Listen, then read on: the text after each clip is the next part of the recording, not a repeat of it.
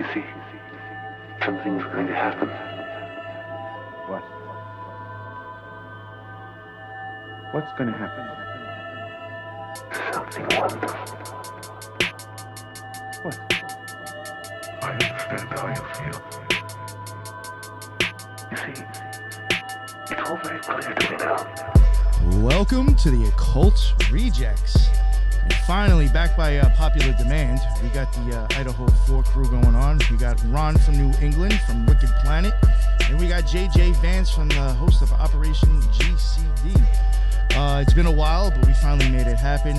Idaho 4, and I think this is part 6. God damn, that's a lot. And shit still doesn't make sense in my opinion with this case. So, real quick, I'll just go around and let you guys introduce yourselves for the new listeners too that may not know who you are. Ron, please let everybody know where they can find your stuff and what your deal is. Yeah, I'm Ron from New England. I'm the host of the Wicked Planet podcast, and you can find it on all your major podcasting platforms. Come and check us out. Give us a follow and let me know what you think. Awesome, yes. And his show is like really tons of different type of topics, so I highly suggest to go check out his show because it's got a slew of different things that you could be interested in. Yeah, and JJ, my man, let everybody know what your deal is and where they can find your work. Howdy, folks. JJ Vance, host of Operation GCD. Got it right there on the screen. Been starting actually doing new live shows every Thursday night at 7 p.m. on Operation GCD's YouTube, Rumble, and soon-to-be Twixter accounts this week here. Doing a live stream, talking vampire cults on Thursday night this week. So it's generally a shenanigan-infused journey into the mind of this particular garbage can dude. Nice. And that journey this week is the time I encountered a murderous Kentucky vampire cult, and also the recent Netflix situation regarding the apparent vampire cult in Dayton, Ohio, which is currently where I'm located, in and around the Dayton vicinity. And you know, it's an interesting tale because I've never heard of that stuff prior to this recent Netflix controversy of them canceling a documentary they already had in the bag. So, you know, lots of vampire stuff. Awesome. Yeah, I'm definitely looking forward to that. Yeah, for sure. Hell yeah.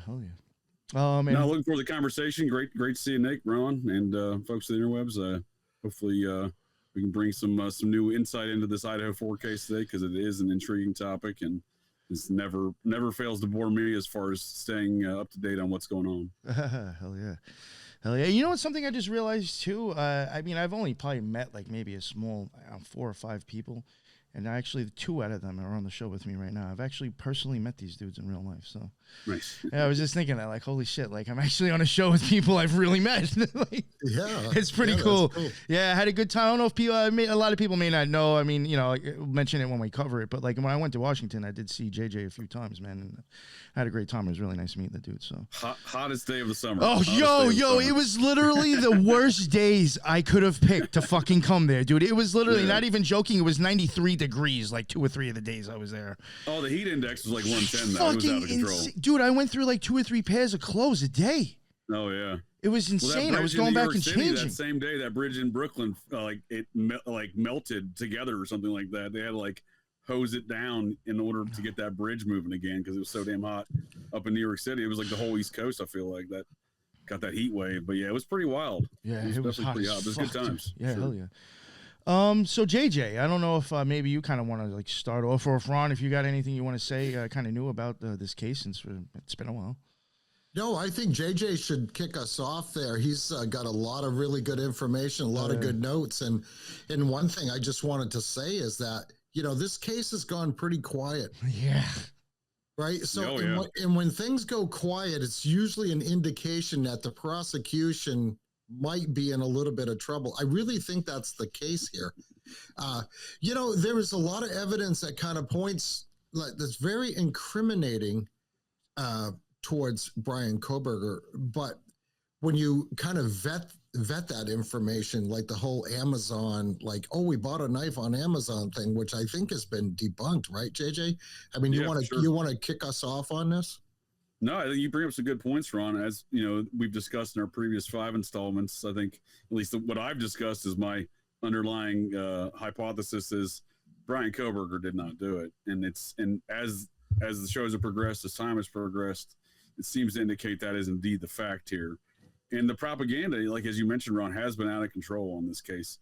In my opinion, it's been some O.J. Simpson level propaganda, and includes individuals who are also involved in the O.J. Simpson case in distributing this propaganda in both cases, including, and not even just the distributing, because Marcia Clark and Mark Furman, the prosecuting attorney, Scientologist Marcia Clark, and the white supremacist Mark Furman, who now lives in Idaho, have both been individuals providing commentary on this case over the last almost 2 years, right?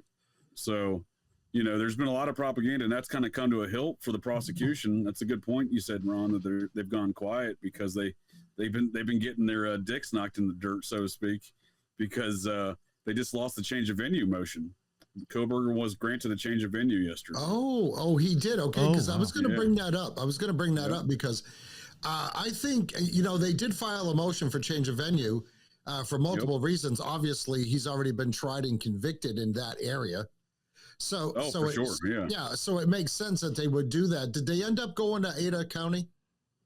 Oh, that I don't recall where the venue was getting changed to, but I know the motion was granted. Yeah, so Ann Taylor, his lawyer, she wanted to take it to Ada County, because she feels as though she would, it would be a better place to have this trial. The jury pool wouldn't be tainted quite as bad. I mean, that whole area, I mean, even, either state of Washington or Idaho, I mean, this is going to be, more news there than it is in the rest of the country, as I said, because it has definitely gone quiet. But NBC Dateline, they did that one special, was it Killer on King Street or whatever, where they just took some partial truths and twisted it all around to gain the narrative that Kohberger is in fact guilty of this. And anybody that watches Dateline is going to get sucked in with that information. They're going to say, oh, well, this guy's definitely guilty. And they're the ones that came up with the whole, he bought the knife. They reported that he, they're not saying he bought a K-bar on Amazon, but they're saying he was shopping for similar knives. Yeah, I remember that. Right. But nobody has any definite documentation. I mean, it's not hard to get. I mean, I can go on my Amazon and look at all the money my wife spends every day there. So I mean, anybody, all they got to do is get a warrant to search his electronics and search his Amazon account. And it would tell them if he did, in fact, buy a K-bar, because they're saying that this knife definitely was a K-bar. All the way from the beginning, they said K-bar, because they found a K-bar sheath in one of the beds of the victims. Now they're backtracking from allegedly. The K-bar. Allegedly. So they're back. Well, I mean, the sheath. No one's seen the sheath. No one's seen pictures of the sheath. It's not been shown in Discovery. But the sheath is important because they're using it to say that they have an exact match with Kohberger on the DNA, which again is stretching the truth just a little bit. But now what they're saying, they're not saying that he purchased a K-bar or it was a K-bar. Now they're calling it a fixed blade knife, military style. So they're already backtracking from the K-bar thing. Yep. Well, I think you bring up some interesting points, especially relative to this Dateline episode. So that was a very, I would say you had a good explanation of it, Ron, but I would say from my perspective, it was a complete work of fiction.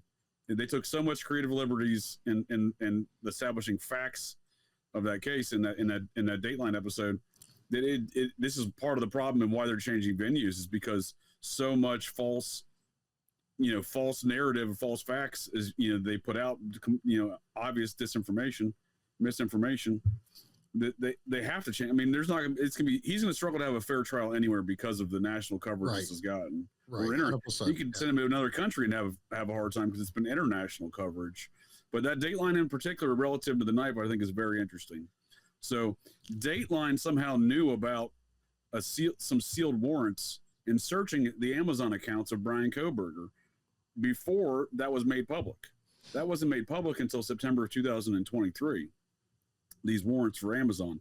Granted, they didn't produce any results. He didn't purchase any knives from there, any K-bar knives. However, that didn't stop Dateline from claiming months earlier, before it was public. So somehow they had an inside track on the existence of these search warrants and claiming that the search warrants proved that he purchased this knife there.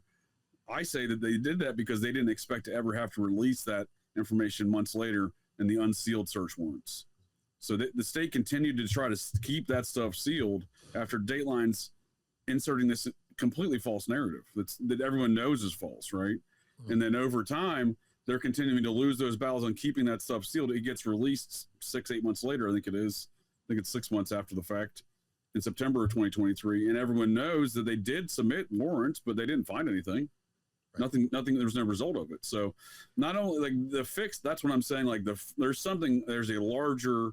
This is the keeping the lid on this case is keeping the lid on a much larger situation.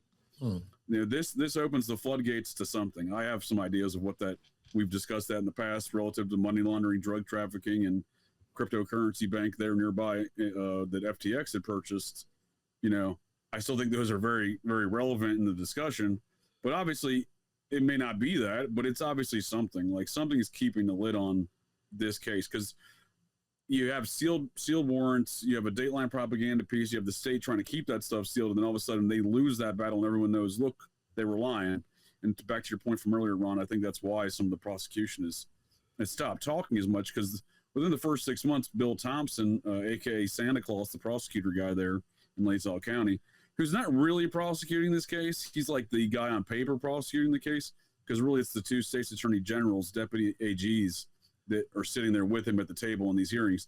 They're really the ones running this. So this is really a top down. It's not the county. It's a top down situation with the AGs. And, he ran his mouth a lot, and, he was pretty confident in his interviews, but, because he was demanding they'd be ready for trial last summer. Now he's like, oh, well, 2026, you know what I mean? And even some of the families are like, well, if he was so certain before, why is he uncertain now? And these kind of things. So, I think there is a lot to be said with the prosecution's activities and how they've kind of curtailed some of their public, appearances and statements. Yeah, well, it makes sense that the prosecution would want this trial to go to trial as soon as possible, right? Because once they convict Kohberger, there's no need to be looking for anybody else. And I think that this is part of a much wider conspiracy. I really do. Whether Kohberger was actually involved or not, if he was involved, then he was part of this larger conspiracy, right? But it all comes down to the Sheath.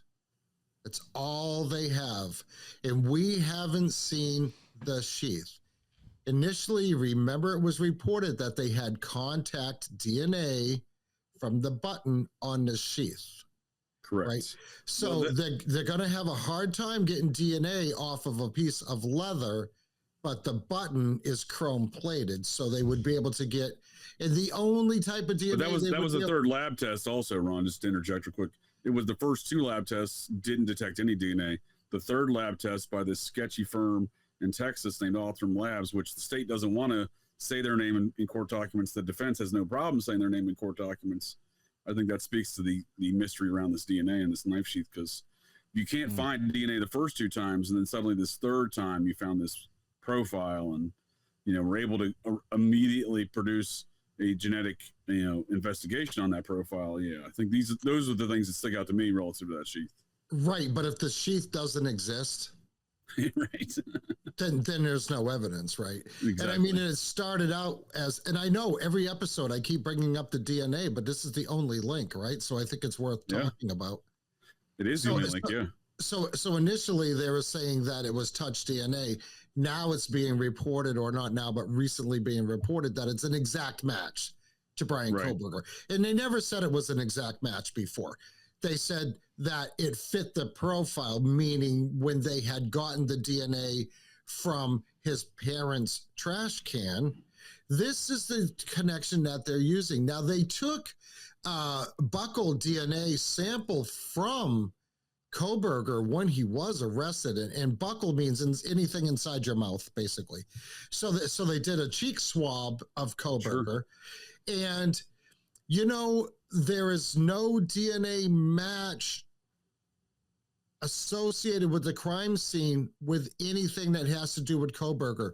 Not his person, not his apartment, not his car, not his office at the college. There was no matches there.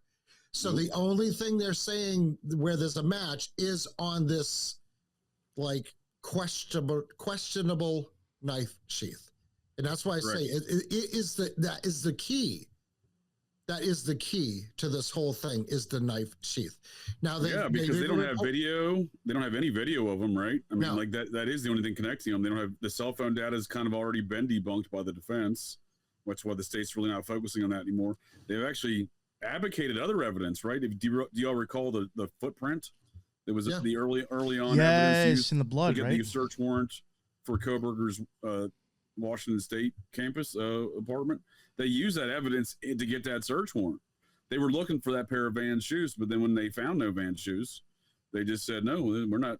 No one talks about that anymore. It's gone by the wayside. Yeah, that's gone. It was the footprint, the footprint at the crime scene was that 13-inch shoe. Yep.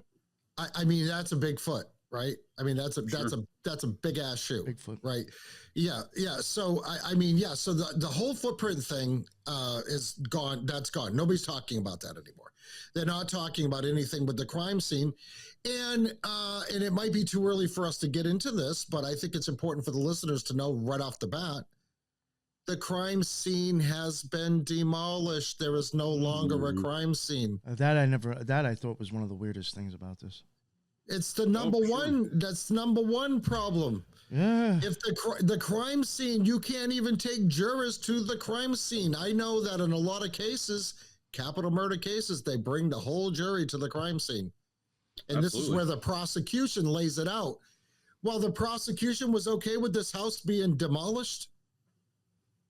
I mean, you're saying they're not going to have a trial till 2026 now. Yep. All this shit is going to be forgotten. Nobody's going to be even thinking about the crime scene. And the crime scene is important. Unless they did a 3D model or something using drafting techniques or software where they can actually construct this house on a computer screen and a big monitor in that courthouse, nobody's even going to know. Nobody's even going to know how the house was laid out, how it was laid out. I mean, those are valid points, but in the event of a 3D rendering of the home, I mean, that's open to the prosecution doing whatever they want to bend the details of that to interpret how they want to, right? Yeah. Because the way they lined out to describe the crimes in the paperwork and the arrest affidavit and whatnot and the evidence against Kohberger that's been produced by the state, it's physically impossible to accomplish the tasks that they claim. So they can't have the actual home there. That's what I'm saying. So then they can bend the digital rendering of it however they want to fit their narrative that they created. Because if they walked any juror through that home with the narrative they produced on paper, they would be like, yeah, it'd be like going to the sixth story of the Dallas school book depository there and seeing the window that Oswald allegedly shot Kennedy. You're like, oh yeah, that didn't happen. It's the same level of nonsense, because like when you send someone through the house and they're gonna hear the other people walking upstairs, right? They're like, the jurors are immediately gonna know there's no way that these people didn't hear other things going on in this house. And I only base it off of statements made by previous tenants. Previous tenants made statements early on in the case to news media saying, oh, there's no way you couldn't hear everything in that house. You heard every footstep, you heard every creak, you heard every time the heating kicked on. So yeah, I think that's why they couldn't have the home. And this apartment building or just house was so funky the way it was designed. Right. And unless you look at actual pictures, aerial pictures, or whatever pictures you can scrape from the internet, because a lot of those are probably going to start disappearing. Sure. Right. Is this 2 stories? Is it 3 stories? It's 3 stories. Oh, where's the slider? Oh, there's a slider on this floor. Then there's a slider on the back deck, which is accessible from a road that goes behind the house. Yep. I mean, totally bizarre setup. Like somebody just threw this place together and figured that they were going to be able to collect some rent from the college kids, right? That's all that's all this place was. Like nobody would in their right mind design a house this way. No. And if it was quickly constructed, you are going to hear every single creak, every footstep, every noise. I know when I first moved into my brand new house back in 91 or 92, I could hear everything. I could, like you say, you could hear the furnace kick on. Yep. You could, I mean, there wasn't a single sound you couldn't hear. So, and I mean, unless they're going to put virtual reality goggles on all the jurors and walk them through the house, I mean, nobody's going to have a clear understanding of how this place was laid out, because I think it's important how this place was laid out based on, well, he had to go to this room and kill these guys. And then he had to go upstairs and then kill those people. Sure. You know what I mean? Yeah, it's just getting rid of the house. And do it all in a very specific amount of time, less than 17 minutes. Do it right after a DoorDash delivery guy apparently dropped off some food, and do it all without alerting any of the neighbors, because the home sat in a bowl. So there's a surrounding neighborhood on the hill above them that they can hear all the noise coming up from that valley. So no one hears anything, let alone the homes next to them, right? So and how many of these other houses have Ring cameras on them? Well, that's a good point. That's a very good point. That's a big part of the evidence, right? That's actually going to work in Kohlberger's. It's going to work in Kohlberger's favor. Absolutely, because the state hasn't produced any of that evidence. In fact, one of the victims, Kaylee Gonzalez's sister, got on her own accord, got the Ring camera evidence from one of the neighbors. They don't specify which. And she's the one who corrected the police timeline as far as when her sister and Madison Mogan got home, because she said she got the Ring camera, and on that footage it showed they got home like 1:51 or whatever instead of like 2:00. But anyway, the police didn't do that. The police weren't. The victim's sister is correcting the police timeline with evidence she went and got from the neighbor's Ring camera. That's the level of detail the police actually went to try to determine what actually went on at that house in the immediate surrounding vicinity of that home.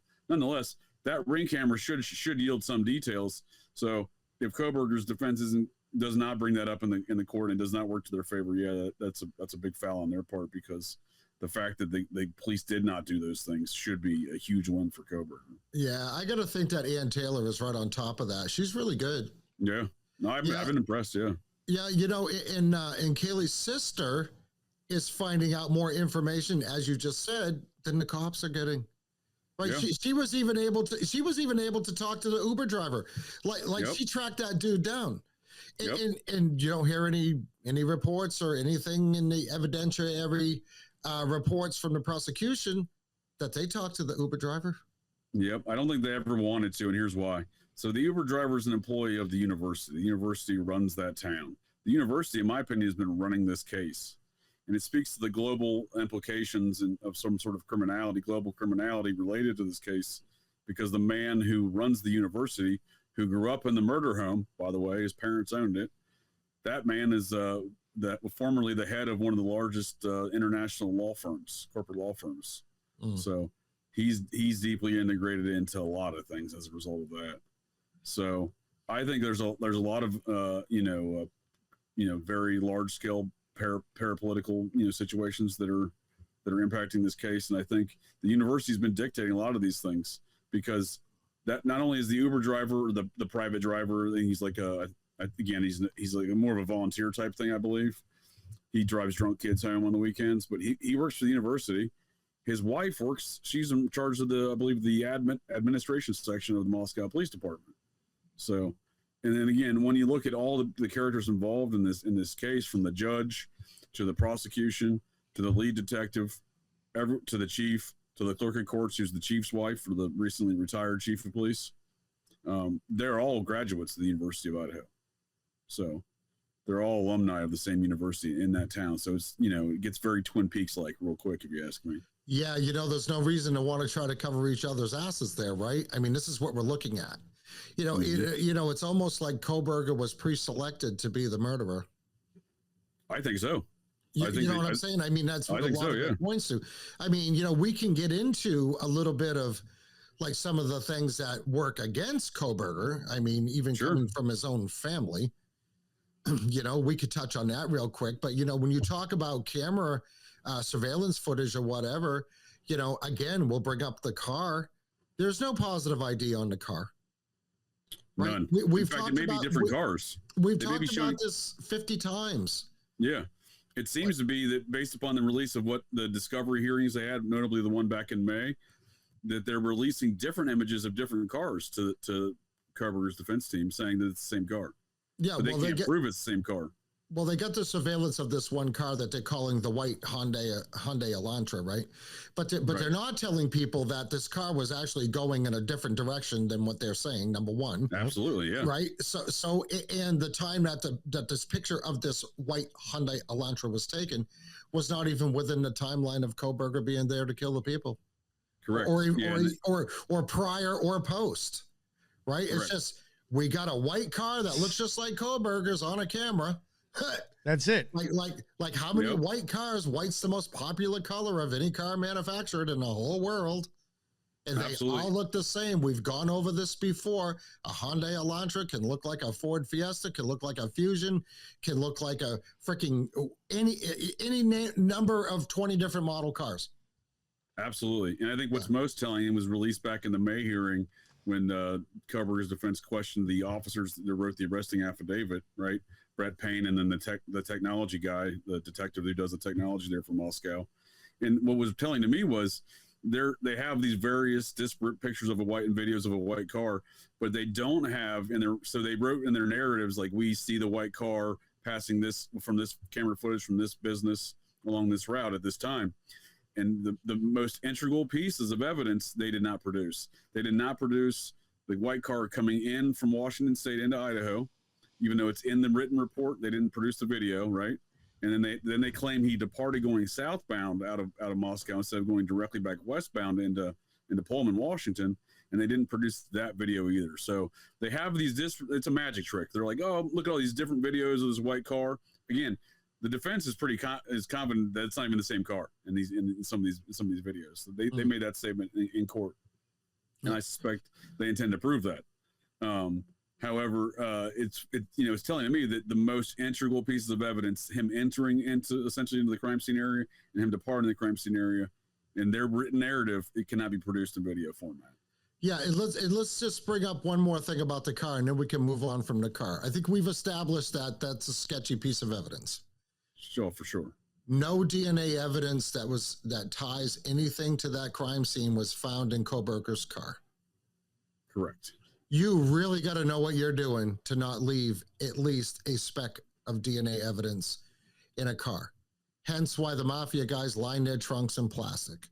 And even then, if blood is dripping, that shit can get everywhere. So, I mean, they're not even saying they found one drop of blood, one piece of hair.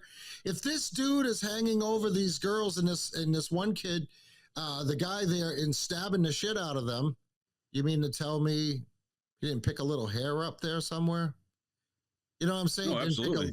Pick a little something up. Nothing was found in his car.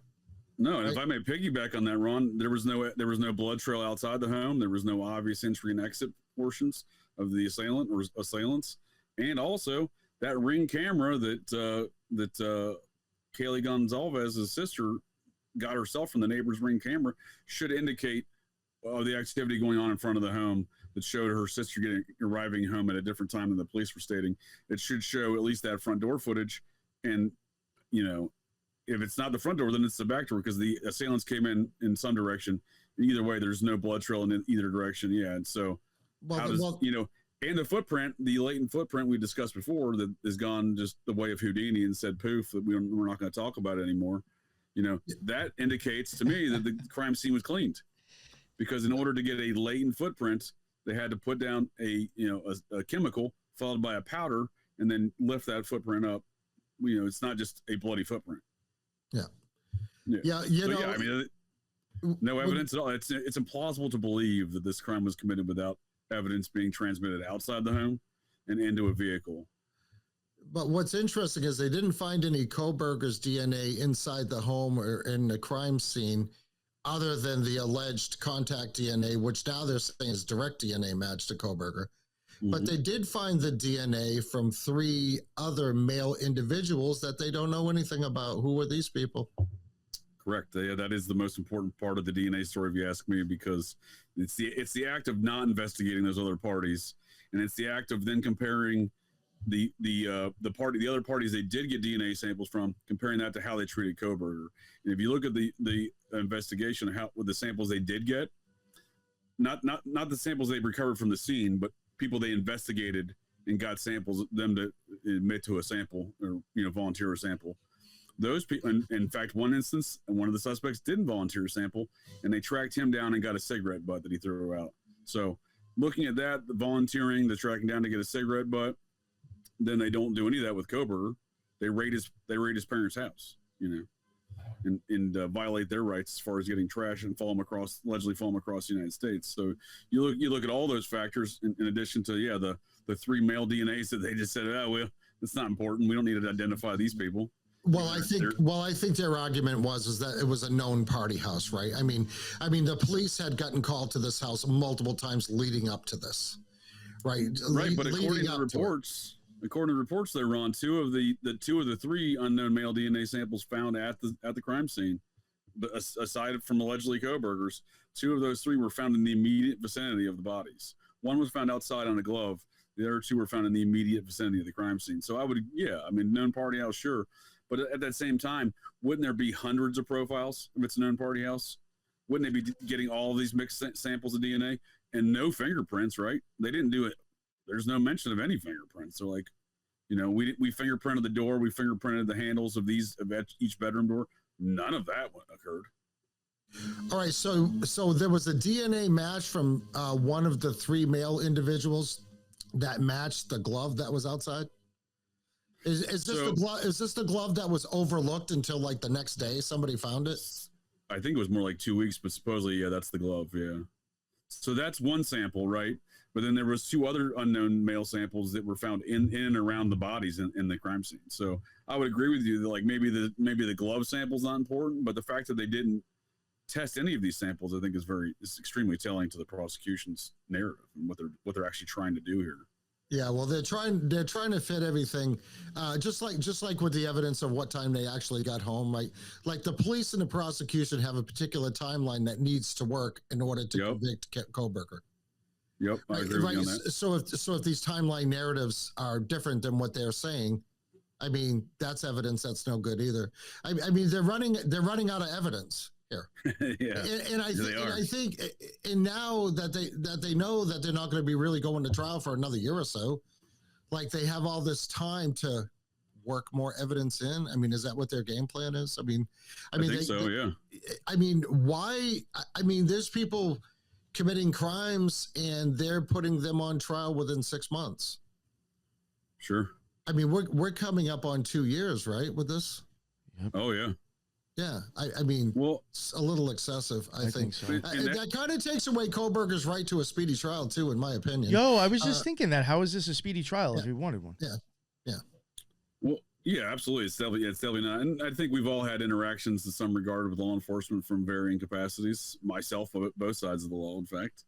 So we know how law enforcement should operate. Like we think we've all probably, Nick, you've probably experienced it, Ron. Like, investigations and prosecutions, they generally go to, they're pretty good at it, right? Like there's a reason why the Department of Justice prosecutes like 98% of their people on, cases, because they usually don't bring a case unless it's, they know they're going to win. Right. And that's also why a lot of things, they strong arm folks into plea agreements, because they know the people know, like, well, they're going to get me for more if I don't do this. Right. Which again, is not a justice system. But I think it speaks to what's going on here also, because, or at least I think it's a factor of what's going on here, right? So what most people don't realize, and what the media has not reported, is there was a federal grand jury and there was a state grand jury, and they're playing games with this right now with Kohberger's defense. So they've been playing games the entire time. The state's like, well, that's the federal evidence, and that we don't have that evidence, so you have to talk to the feds, even though that's not how the law works. If the feds are supporting the state, then all the discovery requests go through the state, right? They're not, and they're like, well, and then when they started denying all these discovery requests at first, after the 13th or 14th time Kohberger's defense has now requested discovery materials, they started like, oh no, well, you got to go talk to the FBI for that and yada yada yada. Well, what it came out to be over time is they've had multiple grand juries on this matter. They have a federal and a state, which again I would argue is a gross violation of Koberger's rights. You can't charge him for the same crime in two different courts for the same for two different grand juries. It's not possible. It's not possible as per the Constitution. Yeah, 100%, JJ. And here's the thing: is it a federal case or is it a state case? It's 100% a state case. It's 100% a state case. Now, people might ask, have no jurisdiction. Well, people might ask, why are the feds involved? Well, because they're probably using the old "it crossed state lines," because even though these two locations are close, right? One's in Washington State, the other one's in Idaho State. That's the only. I would actually argue, That's the only reason that the federal government should be involved in this. And not only that, is the federal government withholding information from the state government. We all know how they compartmentalize all this stuff, right? They're not going to share information. But if he's not being tried on a federal level, then the feds need to back off. They got no jurisdiction in this case, like none. Unless the feds know or privy to information that they're not sharing with the prosecution or the defense, because the feds know that it's part of a much bigger conspiracy. That encompasses maybe that whole end of the country, going all the way down to Salt Lake City, Utah. We talked about that in previous episodes, right? This is a drug trafficking alleyway. And if the feds have ongoing investigations that they can't allow to be compromised by giving information to the state prosecution, they simply won't do it. They will withhold that information. You think the feds care if Koberger goes down for this? They don't give two shits about that. They don't care about Koberger whatsoever. So, but other than that, we have to ask ourselves, why are the feds involved? No, that's a great point. Because like you said, the Commerce Clause of the U.S. Constitution has been exercised, to which federal law enforcement agencies today can now go claim jurisdiction on a murder, which they normally would not have jurisdiction on, right? Murder between adults here. The FBI would not normally have jurisdiction, but with the instance that Koberger crossed state lines, they can invoke the Commerce Clause and say that this is a federal jurisdiction.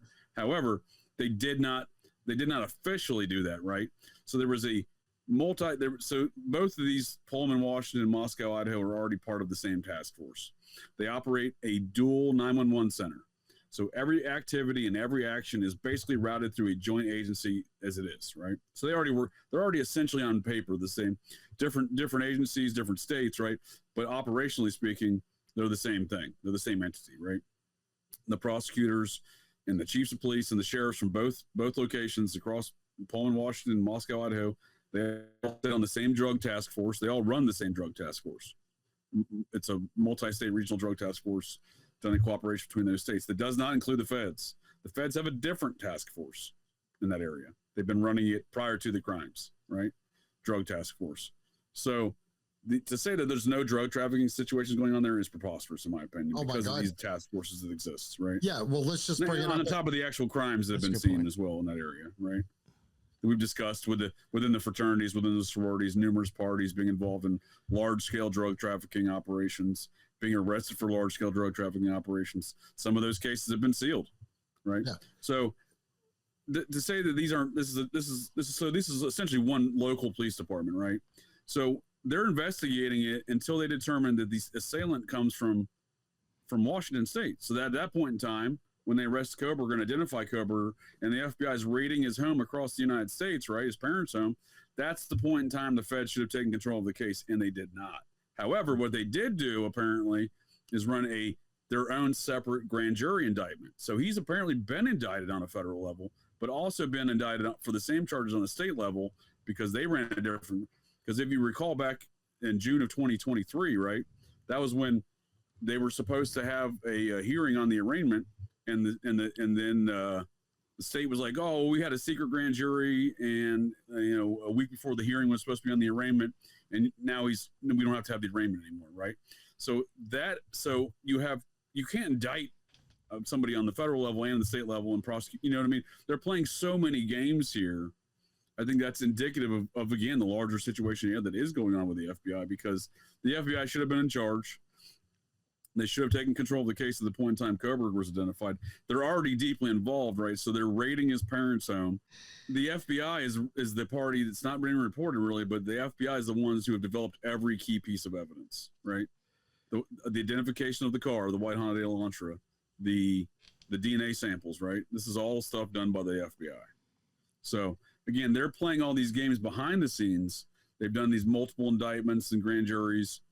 They're not giving over the evidence to the state. So to your point earlier, Ron, is the state being left in the dark? They probably are. There's no reason to tell them, right? The FBI is just like telling them to shut up and color as far as these discovery requests go. Yeah, well, I think, 4 people getting killed, capital murder case, the Moscow PD's in way over their head on this, for sure, right? So let's get into a couple of things real quick on things that look bad for Koberger. Sure. Coming from his family. Now, Koberger goes back to, he wasn't arrested until December 30th. So he was home for the holidays. 2 weeks. And it's being reported that his sister had mentioned or talked to somebody, maybe she shouldn't be talking to anybody, but saying that Brian was acting very, very odd, very strange behavior when he was at his parents' house for the holidays. One of the things that he was doing that they found odd, and I think anybody would find this odd, was that he was wearing latex gloves like most of the time he was there. I don't know. That does sound very bad for Koberger. However, I'm not willing to believe any of those details unless I see that's what I'm saying. A signed affidavit from his sister. Right, exactly. Like a signed affidavit from his sister on video camera, like holding up a newspaper like a hostage with today's date on it, saying my brother was acting shady during the, you know what I mean? Because it sounds awful for Koberger, but to me, it just also sounds like the same propaganda. Oh no, 100%, JJ. I'm just saying, this is what's being reported. Oh, for sure. And that's why I asked. Heavily reported. This is why I asked, who was she talking to? Did this come up? Did this come up in a federal interrogation of his sister? Did this come up, or anything like that? Yeah. But it's coming out, and of course, this helps fit the narrative of the prosecution, right? That he's walking around inside the house wearing latex gloves. Yeah, that would be odd. I would find that extremely odd. What would be more odd is if he did that after he reported to class at Washington State University, taught courses, conducted exams for the 2 weeks for the month following the murders. It'd be even stranger if he was doing those things as reported in Pennsylvania if he went on business as usual in Washington State. Have you ever been in Pennsylvania in December? Oh, for sure. Yeah, might have been. It's pretty freaking cold in December, even in Pennsylvania. Especially that area. Yeah. Mountains. Okay, so his sister is also saying that she thought it was odd that her brother's outside washing his car, but he's also washing it down with bleach. Right. Now, could this be why they were able to get no DNA evidence out of his car? Because he did swipe the car clean with bleach? These things... It's certainly possible. Well, this is what I'm saying, JJ. If these things actually did happen and the prosecution can use this in their narrative, then that kind of looks kind of bad for Koberger. But what's interesting though, but it doesn't convict him. It doesn't convict him of anything. There's nobody saying you can't wash your car down with bleach. As somebody that's in the auto body industry, I don't really think that's something you should do. But I mean, is he wiping down his cloth interior with bleach? Is he? You see what I'm saying? It just none of that makes sense. No, and there would still, in my understanding, there would still be evidence of former blood stains, even if you use bleach, right? Even with the luminol testing and whatnot. Right. There's indication. Did they mention there was a spot cleaned up? Oh, did they mention if it was definitely cleaning? You know what I'm saying? Who's to say you didn't spill a little bit of bleach in your car and they're saying, oh, now there's bleach in the car? Right. Is it actually it was all over something and it was obvious that it was cleaned, or was there just bleach found in the car? You know what I'm saying? You have to wonder how they play on that. Right. Well, no, and it's funny because if you look at these details that we're discussing right now with the bleach and the cleaning of the car, This is part of the public propaganda narrative. It's not part of the court narrative, right? It's not part of the state's narrative. The state's not saying. One of the other details that was released at the same time, Ron, if you remember, was when they broke in, when they literally knocked down the front door of Koberger's parents' home. It's like 1 or 2 in the morning. He's allegedly in the kitchen wearing latex gloves again, separating his garbage from the family's garbage, which is preposterous. The idea of that is nuts. Because first of all, they allegedly used his father's DNA to determine that it was a match to the knife sheath. So what would be the purpose of him even separating the garbage? But it just, in everyone's mind, it immediately clicks, well, that guy must be guilty if he was in there doing that. Sure. However, again, the state's not addressing that. The state's not like, oh, we found this guy and he was doing this. Because again, that's FBI evidence. The FBI is not even involved in the state case, right? It's that level of ridiculous that the games they're playing with these details, right? I agree with you. That sounds very incriminating. And if the state had any intent to ever produce that in trial, I would be shocked. Yeah. Yeah. But what I'm saying is they can add this to their narrative. Oh, they can do this to poison the minds of the potential jury pool. No, right? and it has. Yeah, it has. Yeah. I mean, I think it's a hard pill to swallow for a lot of folks to think that Koberger didn't do it. Oh yeah.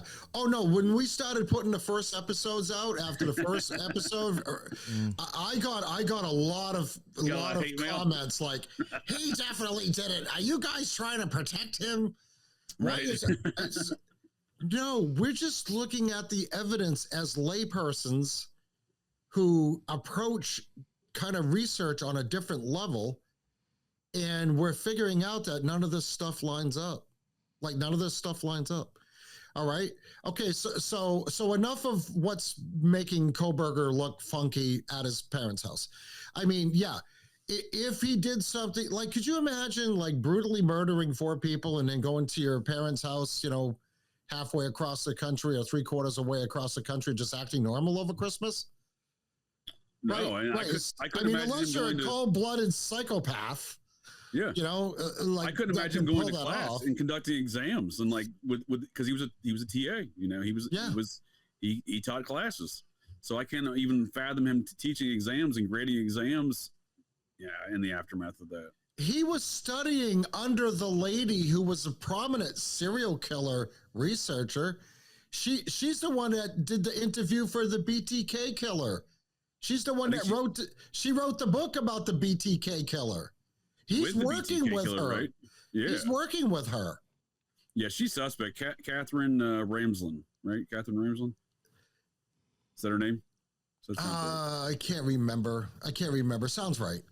Yeah, sounds right. I think it is. Yeah, in my opinion, she's a very suspect individual. Speaking to vampire cults, as I mentioned previously, she went undercover with a vampire cult, and she's like, "Oh, these are just nice people. They're just goth, and they don't kill anybody." Yeah. Yeah, that's going to be an interesting show. I'm going to have to chime in on that one there. But one of the other things, that leaves more questions kind of open-ended for me, I mean, we got the whole thing. Yeah, he's acting strange or whatever. Yeah, it doesn't mean he's guilty. I mean, I think this guy's freaking strange anyways. Right? Yeah, But he seems to be a highly intelligent and usually with that level of intelligence, and taking the courses to the people around him, right? You know what I mean? Yeah. I mean, other than people that are just really unique, how many people are going to take the courses that he was taking? I mean, looking into ways, this, and then the ads he put out, he wanted to interview people that knew things about, other types of serial killings and things like that. Yes, the guy's a little strange. I mean, he even looks strange, but doesn't mean he's guilty, right? Okay, right. So let's get into something else. Yeah, it's not guilty to be weird, Ron. It's not guilty to be weird. Yeah, no. If that was the case, I would be guilty of all kinds of things. My niece, they're studying the Holocaust in middle school right now, and she knows a lot about it, obviously because of what I watch on TV, and her teacher's like, "Wow, you know a lot about that." She goes, "Why do you know so much about that?" "Oh, because my uncle, we watch Holocaust shows, and my uncle's really into researching Adolf Hitler." I'm like, don't tell your teacher that. Don't tell your teacher that. Right. But the anyway, teacher automatically thinks you're at home with an SS uniform on, doing some sig heils in the mirror. You know what I mean? Hey, I'm assuming that's the picture that's presented in a teacher's mind. Yeah. Like, who's the teacher to say anything? You're teaching kids about the Holocaust, right? Now that people are actually starting to question whether that actually happened or not, right? But anyways, let's get into some of the cell phone data, because some of the cell phone data is now becoming questionable, also, right? For sure. So we have a little bit of a timeline. I wrote it down so I wouldn't forget. So his phone goes offline at 3 a.m. It comes back online at 5 a.m. What did you want to add to that, JJ? Well, what are we saying by online? I've had different understandings of what they're trying to. My understanding is that his phone was not talking to any actively talking to any towers. Right. My understanding is you can that can occur simply by having your phone in a location and not using it. Yeah, my understanding doesn't have to be on. Or on airplane mode, right? So on airplane mode, right? Yeah, so that's another thing. But for a 2-hour period between 3 and 5, his phone goes off grid. Let's just call it off grid. Sure. Right? Now, part of the defense, what they're saying is that Kohberger, and again, strange dude, something that he would do often is in the middle of the night, go for drives. Correct. I mean, I wouldn't do that personally. You know, I think I'm maybe a little bit more normal compared to Brian Kohberger. But if you take somebody like that, say he's a night owl, say he's insomniac, whatever. Now they're reporting that he had gone for a drive during this whole time. And this is why they can't even get cell phone evidence or evidence of surveillance of him in his car around, that he drove about 10 miles south of there and did a big loop and came back to a town called Blaine, which I only got to assume is also in Idaho.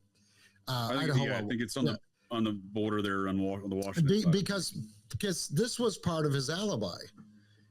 His alibi. Remember, we were waiting for an alibi, and the defense was not releasing an alibi. Yeah. And the prosecution was getting really pissed off because they weren't releasing an alibi. Kohberger's alibi is that, I was out driving around and I had gone down to Blaine and did a loop and came back and whatever, listening to music. Taking some pictures of stars or something like that. Yeah. Taking pictures of the night sky. So where is that coming into the whole picture? I mean, wouldn't they be able to now? And they're also saying, now here's another thing. They're also saying that cell phone coverage is real spotty where he went for his drive. Now, wouldn't they be able to access those towers and using metadata and find out if he was actually there or not? Because that's what the defense is saying. Yeah, that's exactly. Well, because if the coverage was really lax there, that's not going to work too good for the defense, right? So if the cell phone coverage was really good, well, they would be able to prove that his phone was like pinging off of all these towers while he's going on this drive, which is the basis of his alibi. I think that's what that cell phone expert's trying to prove, right? So one thing that quickly happened before the cell phone expert testified was the DNA expert, right? The IgG investigative genealogy DNA expert. That was this time last year, we'll call it August 2023. She testified. And if you recall, the FBI was at her doorstep the next day threatening her because Santa Claus Bill Thompson allegedly called the FBI and said, hey, you need to go talk to this woman. Because she testified a bunch of stuff in court that completely blew holes in the prosecution's DNA story, right? Like, well, you can't, because of the way they conducted the technical aspects of the way they claim they conducted the investigation, she's like, well, you can't do that. That's not possible. And she proved it in her testimony, and she's the leading expert in the country, used in many other cases. So they were like, oh, shit, problem here. We got to go threaten her, right? And then she didn't say she changed her story. The FBI then interviewed one of her constituents in that community and said, oh, well, she wrote me an email and saying that she changed her story. So this is the level of witness intimidation that's been going on in this case. Now, when you get to the cell phone guy, the defense guy, I think what's gone on here is this. He's come up to the table to a line saying, this is what we're in the defense as well. This is what we're going to prove, right? We haven't proved it yet. We're going to prove it through the metadata, through the tower tracking, et cetera, that he was over there 20 miles in the other direction of Pullman than he wasn't, or 10 miles in the other direction of Pullman, westbound, southwest, versus 10 miles eastbound into Moscow, Idaho. Now, the reason why they've only come up to the line is because they don't want to have to get threatened their lives by the FBI. And they also only have to come up to that line, right? They only were statutorily required to say X, Y, and Z. Well, my client was driving around. They can then later add details to that later, but they don't have to add those details immediately. And what the state's saying is we have him on these cameras, which now they've poked holes in that. We have him on these cell phone towers, which they poked holes in that story themselves, because one of those instances where they say he pings off the Moscow, Idaho tower, they also admit in the same arresting affidavit that he's sitting in an apartment in Pullman, Washington. So they negate their own story. And I suspect they did that so they could have plausible deniability later. The state of Idaho only wanted to go so far because, again, speaking to the external pressures in this case from the federal level, the state of Idaho was like, well, let's write this in a manner where we can say later, well, we fucked up. We thought he was pinging from this, but then there was that one instance where he was pinging over there, so we just didn't know. We put it all in the paperwork to make sure we were being objective. That's their, I guarantee that's their storyline for doing that. So you have the cell phone data, but it's been completely, used in a manner that's by their own admission, not doesn't really demonstrate anything, right? I mean, it is evidence, but it's not really evidence of anything because it's conflicting. It has conflicting conclusions based upon what they're trying to argue. So I suspect that he was driving around. I suspect he was nowhere near Moscow that night. And then when his phone did drop, it was probably just because he was in a dead zone. And the phone's on. It's not communicating with the tower during that time. It's very plausible that's what has occurred here. That's what his defense team states. I suspect they would like to release more information on that subject or testify to more, but also don't want to have their lives threatened by the FBI. Yeah, and that's interesting that the FBI paid that cell phone expert a visit, right? What would be their motive for that, other than to have, maybe entice her to shut her mouth, right? Yeah, it was just one correction there, Ron. It was the DNA expert, but it's absolutely to intimidate her. I mean, that's 100% what's going on there. There's no other way around it, and the way they claimed they got that information causes me to believe they were monitoring that woman's communications in an unlawful manner, because they claim that she emailed somebody, and that person she emailed a colleague in that community. That person then emailed Bill Thompson saying, "This lady testified in your court yesterday." She then sent me an email after court saying that she lied in your court. No one's ever produced this email. And then Bill Thompson calls the FBI, and the FBI pays her a visit. If you ask me, the FBI was monitoring her communications and then paid her a visit because she wrote an email saying, "You won't believe what happened in court today. These people are out of their minds." Yeah, and why would somebody email somebody else incriminating themselves for perjury? Right, exactly. And then that person then contacts the prosecutor. Yeah, it's not a believable story. It's not going to happen. And as you just said, JJ, nobody has produced this email. No. Right. All right. More stories. So another thing that's really suspect on there. One thing I wanted to touch on. Who is Jack? Jack is a person that both Kaylee and Maddie were repeatedly trying to call. Correct. And I have the time. I thought I wrote the times down. Oh, is that the guy who was even calling them, I think, too, or messaging both of them? Well, I don't know, but Kaylee had called him 6 times. Maddie had called him 3 times.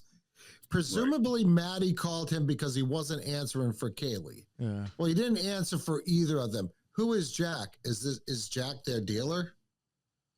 So Kaylee's supposed to be Kaylee's ex-boyfriend, right? Well, I'm not aware of that. Yeah.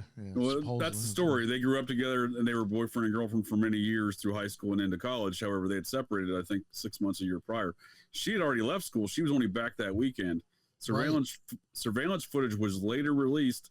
That's the other tricky thing here. So we see CCTV security footage of the kids, the victims walking down the street, right, with a different Jack before, from the bar, the corner club bar, right?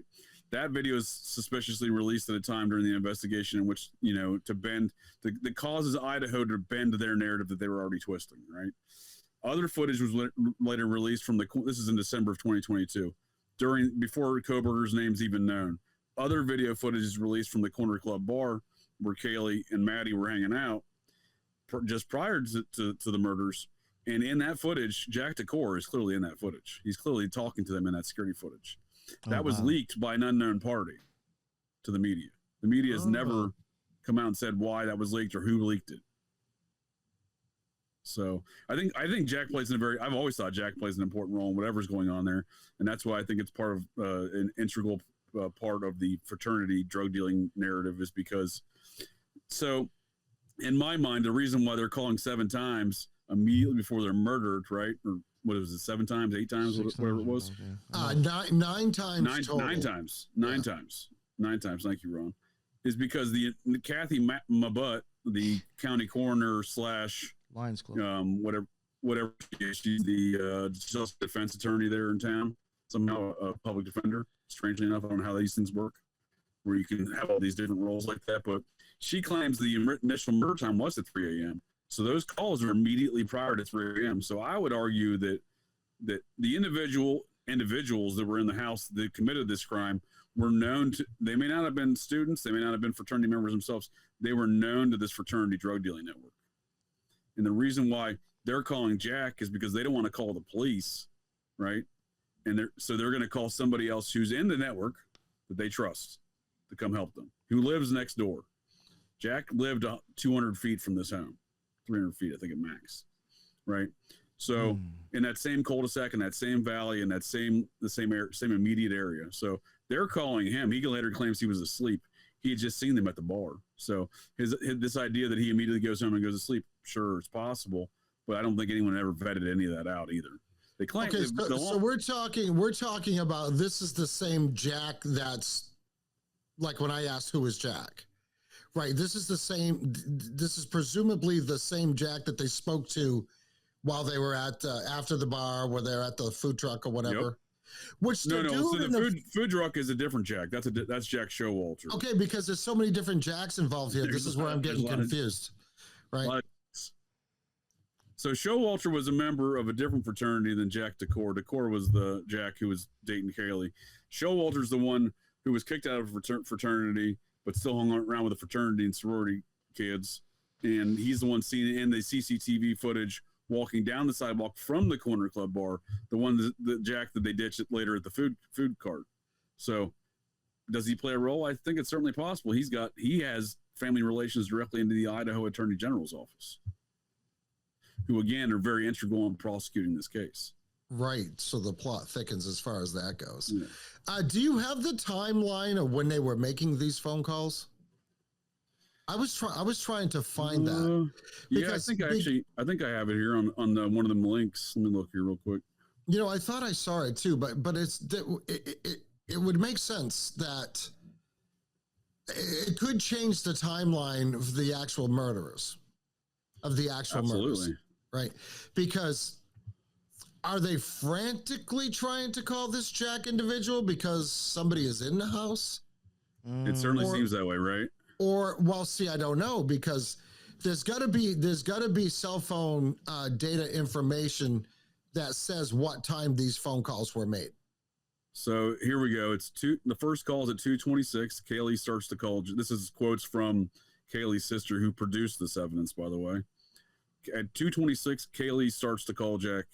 Kaylee calls Jack 6 times between 2:26 to 2:44. So 6 times in 18 minutes. That's once every 3 minutes. Little obsessive. Yeah, from 2:44 to 2:52, Maddie calls Jack 3 times. So that's another like eight minutes. So that's basically 2 minutes 45 seconds every phone call, right? Approximately. Then Kaylee makes a final call at 2:52. And they're saying it happened at 3 o'clock. So there's actually 10 calls. That's 10 calls. And both were never heard from again. The original timeline by Kathy Mabut was the murders occurred at 3 a.m. at approximately 3 a.m. This is too. She based that upon her investigation. She said her comments, her investigation into the deaths. Her actual. I mean, what's the odds exactly at 3 a.m. that didn't happen? It's minutes off. Anyway. No, but, you know what I'm saying. So like these phone calls could actually be in the time when it's going on. Yeah, well, 252 could have been when they got murdered during the last phone call. Like, and now one of them is alive, correct or no? No. All right, yeah, I'm sorry. Oh, there's one person from inside the house that wasn't. Yeah, but murdered. not the people making the phone calls. Two of the roommates weren't murdered, but the ones that were making the phone calls were. So, this is my interpretation of that evidence. This is what I see as most plausible scenario. Somebody walks into that sliding door, right? Murders the two on that floor, right? Zana Kernodle and Ethan Chapin, right? The girls upstairs initially hear the argument. I was going to ask that. Were they upstairs because they had time to maybe like panic and try to start making calls? Yeah, they're upstairs and allegedly they were, seemingly at least according to the evidence, they were in their own separate bedrooms upstairs. Kaylee was in her old bedroom. Madison Mogan was in her bedroom. And I only say that is because when the police later arrive on the scene, Kaylee's dog, Murphy, is closed in her bedroom. The door's closed, the dog's in the bedroom, right? So Kaylee's found deceased in Madison's bedroom. So what I presume occurred is that the argument, something, they could have even been downstairs when it initially happened, right? Because I assert that this is somebody within the drug trafficking network that they all knew, and they had a reason to trust, right? However, maybe they didn't realize they no longer had a reason to trust, and then when they realized that, it was too late. So the girls are upstairs. Zana and Ethan get murdered downstairs, and on the entry floor level, the second floor, but it's the entry level from the sliding glass back door. So that's why they're making calls like, "Hey, this dude's over here, or these dudes are over here. They're getting real angry about life. They want money." Yeah, because I was going to say, who's to say somebody walked in and just killed people? They could have been inside that house arguing and fucking going on for 15, 20 minutes before people got killed. Right. I precisely suspect that's exactly what went on here. Yeah, that's what I'm saying. Like, this phone call shit's way too fucking weird. These guys they're calling somebody else that's with it. They don't want to narc themselves out to police. They don't want to say, "Hey, we're part of this drug trafficking ring," right? Even though they don't realize the police already know, because the police run the drug trafficking force in that town, right? So what I'm assuming is these kids don't understand the depth of what they've been involved in, right? So at that point, they don't want to call police, but they do want to call the most trusted person they have, right? And that's Jack DeCore, who lives a couple hundred feet away, who they just saw at the bar, who Kaylee and Madison have known most of their life by that point, right? Because they were all part of Madison and Kaylee are best friends. Kaylee dated Jack. Madison had a boyfriend. They were all part of one little crew growing up, right? So I suspect they call their most trusted person Jack DeCore. He doesn't answer, but he probably doesn't intentionally answer because he's aware of what's going on. I don't think it was a big secret that they were trying to shut these people up for X, Y, and Z reasons. I would argue that it's because they were probably talking too much about something or someone or whatever, or they all quit. So all the three girls that died, they had all quit their sororities. They were no longer active members. So if you're part of a drug trafficking network that's contingent upon being a member of these fraternities, sororities, and you quit that sorority, well, I think you're on the chopping block for some sort of execution like this. Not necessarily from the fraternities, sororities, but the overarching drug trafficking operation. Yeah, and that makes sense because in some lives, if you're a member of something, if you're a made member of an organized crime family, you don't quit. Exactly. There's only two ways out. One, you die for numerous reasons, but you're dead. And the other one is what they call you being shelved, which means you're being forcibly retired, but you get to live. Yep. Right? That's organized crime. That's I knew somebody who actually was given money and told to leave the fucking state. Interesting. Yep. A good example of that would be like Joe Bonanno, right? He was thrown off the head of the Bonanno crime family, thrown out of the commission there in New York City and retired to Arizona, right, for many years. Yeah. I believe that'd be a good example of getting shelved. Okay.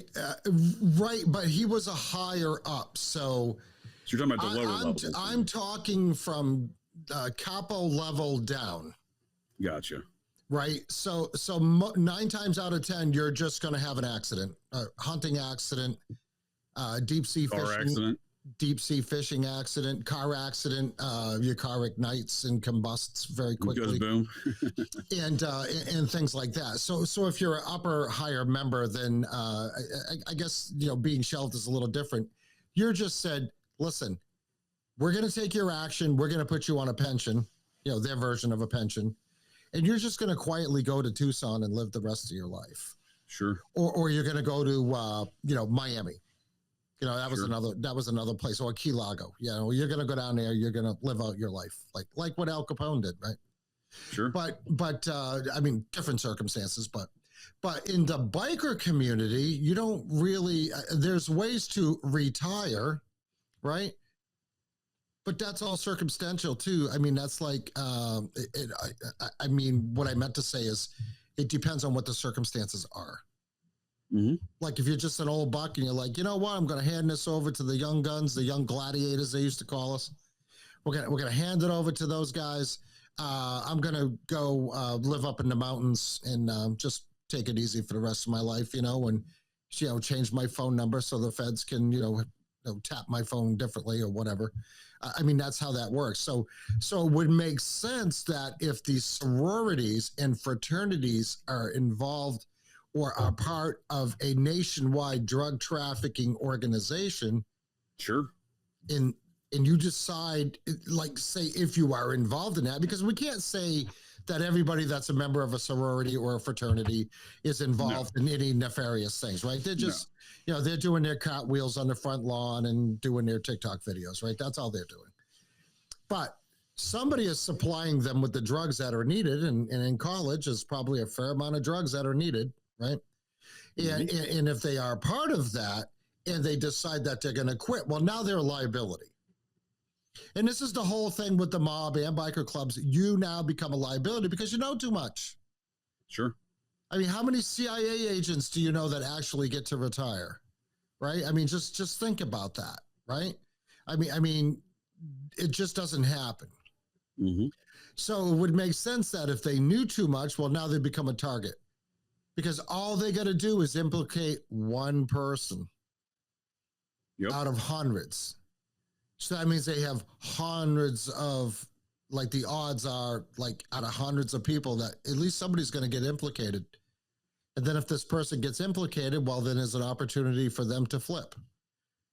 And then they become evidence to bring down the whole organization. So yeah, good point there, JJ. That could be something that's tied into it. And then, for the people that maybe didn't listen to the first 5 episodes, right? Go back and listen. one of the mothers and one of the stepmoms. Oh God, yeah, this is so weird. We're all under indictment for drug trafficking. Yep. Or some form of drug trafficking or drug possession. But when it comes to the parents, there's so much weird meth shit. and heroin in one of the cases, drug trafficking. Multiple cases of drug trafficking. Yeah. Multiple jurisdictions. And that was one of our theories before, was that maybe this was a warning, being okay. If you're picked up from something and they're trying to get you to flip or become evidence or even, witness protection program kind of stuff, right? That only means that the odds are is that you're giving information up. Sure. So in order for them to stop you from giving information up, they might send out a little warning. And then if you don't heed that warning, then they're going to act on their warning. Because if they don't act on their warning, then it's just going to look like a bunch of schmucks. Mm. Like, you threatened me, you told me to shut up or you were going to bring harm to somebody in my family, but you never did that. So you're a little bitch. So these people have to act to show that there is a response to your actions. Oh, absolutely. These are your actions. Here's the response that we're going to have to keep you from continuing doing what you're doing. I mean, so none of these things are off the table. Like the mom and the stepmom and their drug charges, these are part of this, whatever's going on. If it is, in fact, a much bigger conspiracy, which I 100% believe that it is. Well, on that note, Ron, do you think that that like, let's say, for example, the friends that were busted for drug trafficking, friends of the victims, right? That I'm trying to remember their names right now. Emily and I don't remember the fellow's name. Anyway, they're the guys they were seen in video footage of previous police body camera incidents at the home during parties, and they're the ones who sold the hot shot to the fentanyl-laced cocaine. Oh, right, the pill manufacturers. Other fraternity, the other fraternity president, right? So, like, in my mind, the parents' drug operations and drug trafficking charges operate in the same drug community as the kids hanging out there at the house that are documented as drug traffickers who gave a lethal dose of cocaine to one of the fraternity presidents from the University of Idaho, right? And that happened in March of 2023. So that almost, to me, that's still, in my mind, still speaks to a cover up. Like, they had to kill that guy because he had quit being the fraternity president by that point. He was the fraternity president, and then he quit, and then he got a hot shot and died. And he died in Seattle, nowhere near Moscow, Idaho. That's 5 hours away, 4.5 hours away. So, it just speaks to the scale of the drug trafficking. That's why I'm saying, like, I don't think that the mom, Xana Kernittel's mom, who was on multiple charges for drug trafficking at the time of the murders, she meth and heroin, multiple jurisdictions. That late in there's no way that those drug trafficking operations do not involve the same drug trafficking operations as the college student and her older boyfriend. It had to be JJ, or else it would be a major turf war going there. Exactly. Yeah, exactly. Yeah. And that's how that works. And then we even tracked it all the way down to Salt Lake City, right? Yep. Which could be the possible origin of where these drugs are, which has a direct line to Moscow, Idaho.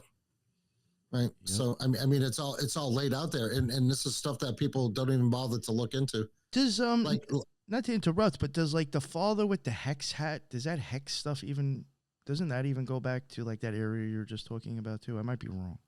But I thought that even, like, connected to, like, some weird company like Bitcoin or cryptocurrency. No, it is. It's a cryptocurrency, and it ties into the rest of the FTX tale with cryptocurrency, if you ask me, because that company operated out of Miami, which is kind of the U.S. headquarters of that Hex company, which is kind of, I believe it did. I don't believe that also operated out of the Bahamas, though.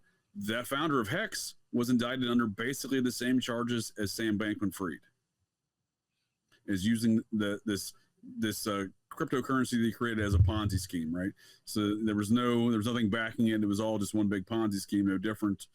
So the Hex founder got charged in August of 2023, maybe July 2023.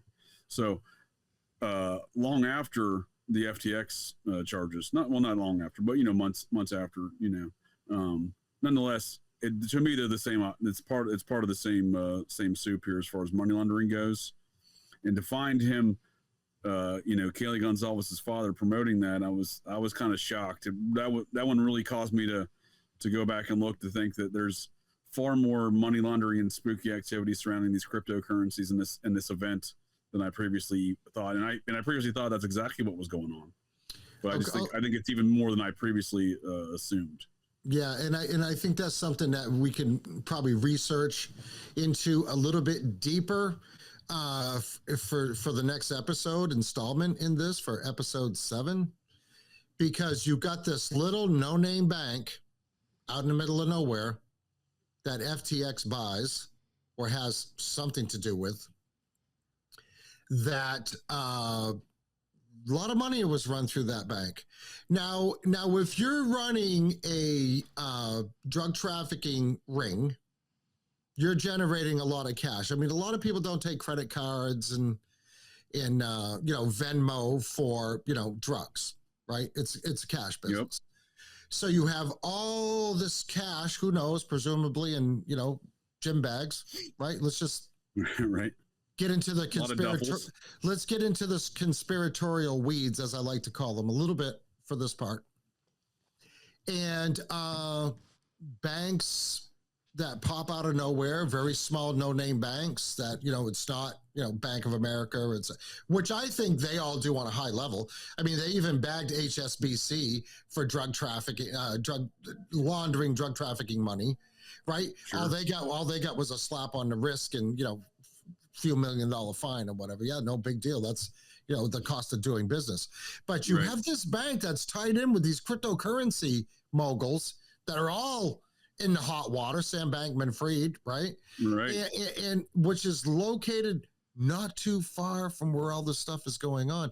Was this bank used for money laundering and tied in with the whole FTX thing? Because that was nothing but a money laundering big fund of Democrats Ponzi scheme anyways. That's all that was. Oh, according to the Department of Justice, this bank was used for that. Moonstone Bank, formerly Farmington State Bank there in Farmington, Washington, 45 miles away from both universities. They got $60 million seized from that bank. Now, that bank's existence and the ability to operate with cryptocurrency speaks to the volume of activities impacting these murders from behind the scenes. Sam Bankman-Fried and his associate, the guy who owns Deltec Bank, who also was the creator and producer of the cartoon Inspector Gadget, that fella, they had to solicit.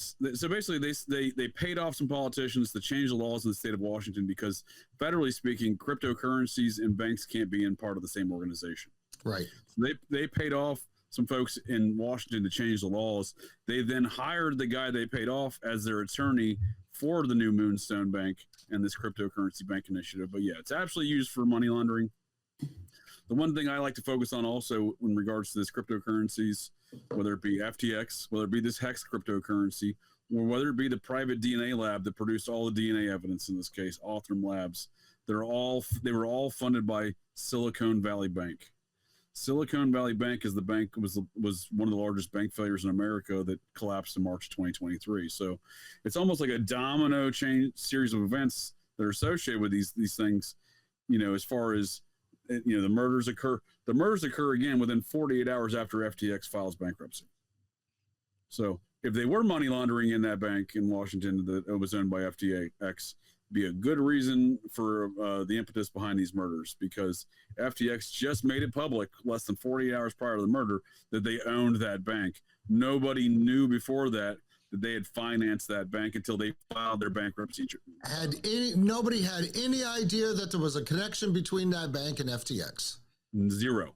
And it's just this little random bank out in the middle of freaking nowhere. They dumped hundreds of millions of dollars through. Yeah. Just looking at I've looked at the FDIC reports. I mean, they're just looking at that. Like, if you're the FDIC or any other regulatory agency, and you see a bank suddenly have an increase of thousands of % increase in deposits over a month, and you're going to tell me that doesn't trigger any red flags for money laundering, So the evidence is clear. What's going on here? It's clear to some people. You know what I mean? Some folks know exactly what has occurred here, right? Like, regarding the money laundering, the cryptocurrencies, the murders to cover it up, et cetera, et cetera. But all of these narratives we've discussed, all of this propaganda, in my opinion, is simply to hide all of those details. Yeah. This all goes. This could technically go all the way back to FTX. I think it does. I really do. Right. I mean, FTX was just in the news too. Something they're trying to settle something for something to do with Robinhood, which is another scam. A lot of people invest, buy their stocks and stuff through Robinhood. My recommendation: get your money out of Robinhood, because Robinhood had a connection with FTX also. Yep. And remember the whole thing when Robinhood kept stop trading, would always stop trading because they knew they were going to become insolvent. It was going to be the version of a bank run with a exchange, right? With all the GameStop, the AMC stocks. Perfect example. Example, because Robinhood was part of that too. Absolutely. But Robinhood was tied in with FTX. Now, FTX is trying to, I think they just got okayed to do this, to make like a $16 million payment to Robinhood or something like. So I got to look into. This is part of the bankruptcy. Like 10 minutes before we went on air, That's I happens, came across right? that story. Like, I don't have enough time to read this and decipher I can't it. figure this out yet. But yeah, that was just in the news today. Well, I don't know that anyone has a full understanding of how much money was funneled to Ukraine through FTX, but it's astronomical. So they were a money laundering outfit for a lot of different things. And on that same note, what caused FTX to file bankruptcy to fail was actually a competing coin, Binance, this Chinese firm, cryptocurrency. Oh, the Binance exchange, yeah. Yeah, they're identical to FTX the way they operate. I believe Binance is under charges as well now, as similar to FTX. But they're the ones who set off the FTX thing. So had they not bought a bunch of FTX coins with their own money or something like that, this is all made up coins. There's no actual currency. There's no actual assets. These are people just saying like, oh, I'm going to put all these numbers on the computer. I own all these cryptocurrencies. Then I've invested in theirs. And then he sells off all the FTXs to then crash FTX. That's allegedly how it all went down. Now, again, it's all, so there's obviously this large scale worldwide cryptocurrency situation behind the scenes here between the HEX, the FTX, the Binance, the Ukraine money laundering, the American federal politician money laundering with FTX, which I think was in the tune of like $60 million. Yeah, funneled back to change. Funnel back to Democratic campaigns in the midterm elections. Yep. That's documented. That's not a conspiracy theory. Yeah. And I think the 60 million is chump change in whatever was laundered through Ukraine. Oh my God, yeah, 60 million is nothing in the big scheme of what's going on here. So this whole thing, I mean, even has roots in Ukraine. Everybody knows Zelensky kicked a bunch of that money back to Sam Bankman-Fried. Yep. Because Ukraine knew that it's imperative for them to have Democrats in power for them to keep getting funded. Right. So these are all the tentacles, as they say. The tentacles of this case of 4 people getting killed in Moscow, Idaho. And I hope the listeners take the time to take just some nuggets of what we've provided them. You actually look into it, because this isn't just a case of some dude going cuckoo to get his rocks off and goes and kills 4 people. I don't think so. Not even that's what the prosecution wants you to believe. Now we've been through a lot since the beginning of 2020. And a lot of the things that when we were first talking about it were deemed conspiracy theories, we're running about a 90% average here. We're like batting 900 here. Yeah, for real. So, none of us are professional investigators. Well, JJ might be. But formerly, I'm retired. Yeah, but what I'm saying is take a little bit of what we're telling you, go back, like Nick says, go back to all the other episodes. Just if you got nothing to do, turn off your Netflix and listen to some episodes, right?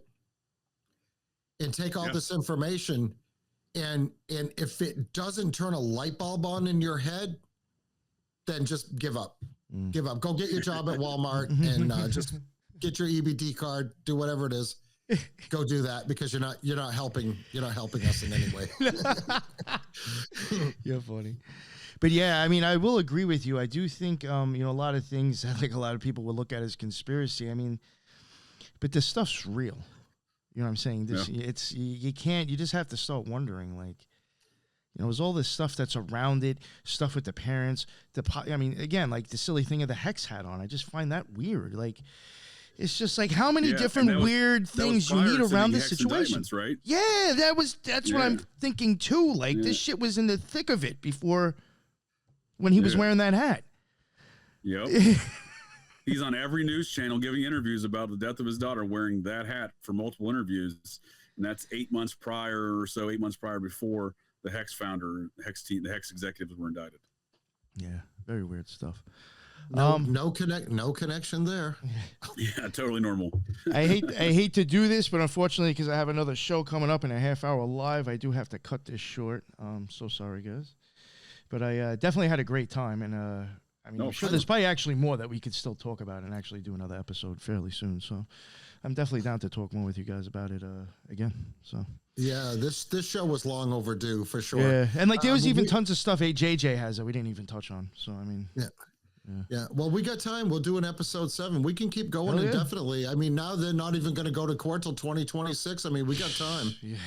That's so weird. And then how many shows can we do after that? Right? Right. He's like, I told you.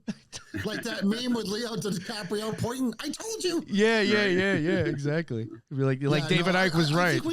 I think we covered some more interesting stuff, some different things, kind of different angles from the last 6 episodes.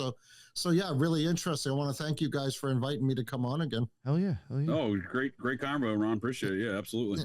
So I guess thanks to you both. Hell yeah, no, thank you. But I have one closing comment, if I can just put a bookend on some of the things I've discussed here today. Sure. I think again, speaking to the magic show that I assert that the FBI and the state is trying to perpetrate here to prosecute Kohberger. A lot of magicians' distractions. Look at this shiny object that means nothing while we're doing all this shady stuff over here, that kind of thing.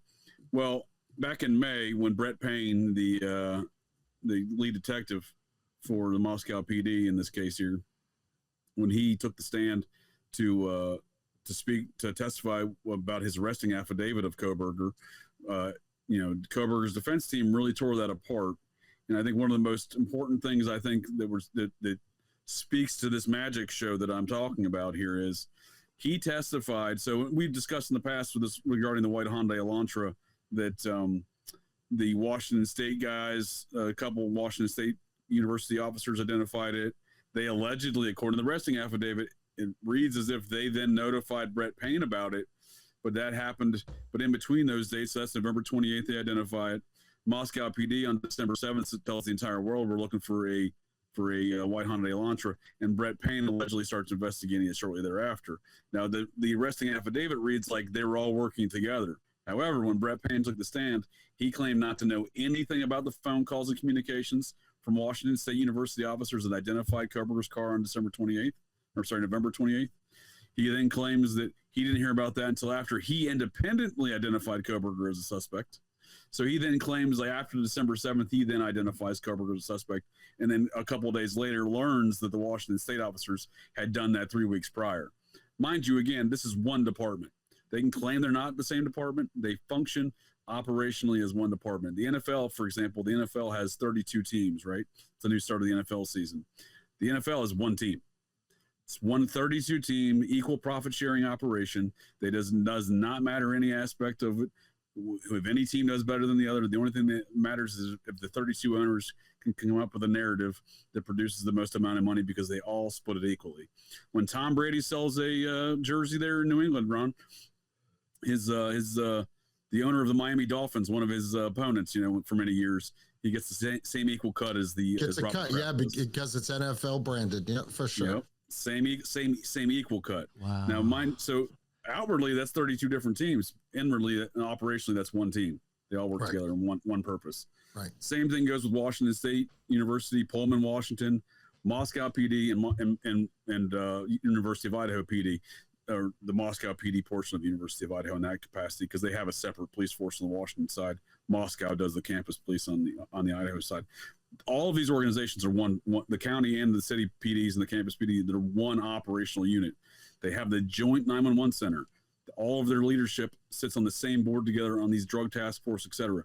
So to imply that in the largest murder case in any state, well, maybe not in any state, but in that area of the state for Washington, and in the largest murder case in the state of Idaho history, you mean to tell me that within the same law enforcement organization, they didn't share these details? Right. They wrote a report claiming that they did. When testified later, oh, these were all independent discoveries. No, they didn't tell me that. 3 weeks had passed by. We released these press releases. That's preposterous. This is part of the magic show. That's one law enforcement organization. They don't operate independently. They were one organization prior to these murders. They'll be one organization after these murders. That's kind of my my closing statement. It's definitely 100%, JJ. Yeah, I agree 100%. Yep. Well, thank you both again. I really had a great time. Like I said, it was nice to finally catch up and do this again, and we definitely should do another one sooner. Yeah, so that's it. That's the end of another Occult Rejects, and until the next one, everybody be well. Later.